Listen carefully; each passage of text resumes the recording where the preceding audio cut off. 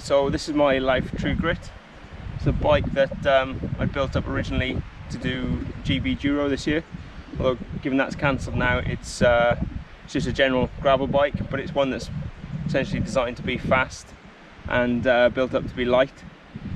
I'm just going to go through some of the specifics then about it. So standard frame. This is rocket red colour, really nice colour. So I've had a Lauf last year. That one was a 1x, and some parts the same, but that was the big difference. That was a 1x drivetrain. This different colour, same Grit SL fork, and now I've changed to a Di2 GRX 2x system. This is unique. I don't think there'll be anyone else that's got one like this, and main reason is because this frame is not designed for Di2. So this frame was actually made Di2 compatible myself. I had to effectively drill a hole into the down tube. First of all, my plan was a little bit different. So I wanted to have a cable come out from a bottle cage. The problem I realised is, as you put the bottle in, might just be able to see, that's going to knock that. So I asked on Twitter Adam Hansen, who's a pro and a guy who's a bit of an expert with carbon, what he would suggest and to cover that up, and he said just drill a frame. Went into a bit more detail than that, and I was speaking to him back and forth, and he gave me some advice on what to do. In the end I went for it. Yeah, used a hand drill because apparently the biggest thing is no pressure, not to strip the carbon. Then I did a 1mm hole, then 1.5, and then I think went up to the size of hole that I need to do that, and then epoxy around it and put a plug in. I say fingers crossed, won't have any problems, and now it's Di2 compatible, and I can't see me wanting to change from this now. Really like the system. So in terms of stats, I think this bike, without pedals, without any tools, bottle cages or any mounts or anything, so essentially as a bike would be weighed on any manufacturer's website, I think this is just under 8 kilos. And then without anything in the cages, but with water cages and a computer mount and pedals, it was mid 8.5, about 8.5 kilos. Okay, so if I go through some of the specifics on this build, the Lauf in general is a 1x bike. You can set it up 2x, but as standard it's only for a wireless 2x. I specifically wanted a 2x, and that was for GBDuro because of the type of event that was.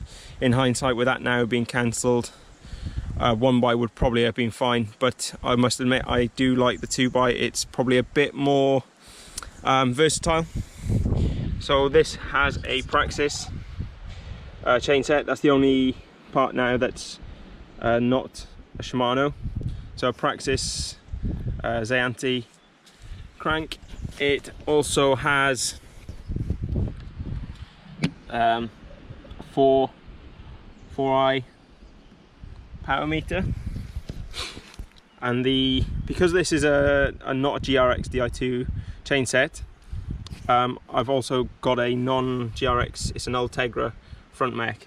The main reason for that is, first of all, I already had the chain set, and secondly, with the GRX Di2 chain set, or with GRX chain sets in general, the Q factor is 2.5mm wider, and I wanted to try and avoid that, so this keeps the Q factor a little bit lower.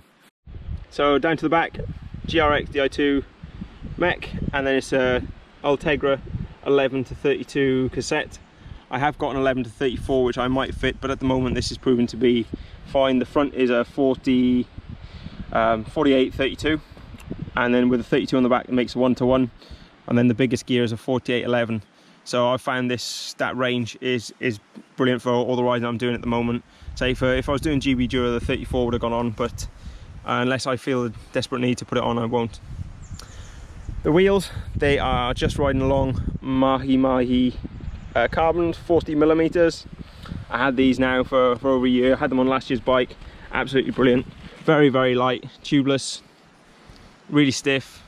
They use BITEX hubs, very smooth, very lightweight hubs. And at the moment, the only thing that changes on the bike now really is the tyres. I've got WTB BYWAYs which I'm testing, and these are actually pretty good. Good for if you're doing a lot of road, then they're really good. Surprisingly good off-road as well, especially on the rear. So on the tops, so Di2 shifters, and I've got a Mount Zoom gravel bar. Really impressed with this, really nice shape. It's got 12 degrees of flare, very, very light. I think it's 198 grams or something. Really good. The stem, I can't remember the name of this, but it's something I get from Taiwan. Just take off all the labels. Weighs 92 grams and it's about 20 quid. The stem bolts I've changed to titanium, and then I've got this extra mount. The reason for the extra mount is because it's a WAHOO with a GoPro underneath. The GoPro is because I've got a SON dynamo hub which I would have used for GBDuro. Bar tape, specialised ROUBAIX, just something personal that I like. And seat post, RITCHEY SUPERLOGI. It's supposed to be one with flex or comfort. Can't say that I've noticed anything particular about it, but it is, yeah, it's very lightweight. The saddle then is a specialised ROMIN Evo, one of the lightest ones that Specialized do. So this now is for standard riding. So the way I'll run it is it's got 3 bottle cages, so 2 drinks bottles. One here is just for your caddy for your tools. In that just got general tools. Also got an extra thing under the bottle cage here, so 1 CO2, and then on the other side just a pump should anything really bad happen. Moving on to the brakes, Shimano GRX, and then using Shimano rotors with 160mm front and rear. My pedals of choice are Look S-Trax. They don't make these anymore, and it's really frustrating that they don't. It's just a personal favourite of mine. These are the cheap ones. Then I've also got a set of titanium axle ones, but I keep those for best now because they don't make them anymore. I don't want to ruin them. Also another thing with the Praxis bottom bracket, that's just a standard one, but I have got another one with NTN LLB bearings in, and again keep that for the race days. Should have a little bit less friction. Another little thing on the bar, this is an Effetto tubeless plug. So it's got a 1.5mm plug on the end. You can get them with 3mm as well. I've just put a little bit of extra tape on there because it wasn't sitting in quite as tightly as I wanted. Just a nice little neat system, because what I find with punctures, if you get a puncture you need to stick that plug in really quickly to stop the air coming out. Some other little things, so the cabling coming from the front, I've got it, the Di2 and the brake cable's gone in here. I just put some shrink wrap around it, just keeps it a little bit tidier. The front brake then is external. It has got, for the Di2, I've got the RS910 junction box, and that then I'll have one cable which comes up to here, one which goes back to that one, and then this one will come down to here. The only sort of difficulty with this bike setting up for Di2, apart from having to drill a frame, is that you need some longer cable. So all the cables, so I need, that one has to come out of here. I've also got another one which goes to a battery, which has to be a little bit longer than usual, and another one which goes to a switch, which is a bit longer. Last few small things, bottle cages are specialised rib cage, just the plastic ones.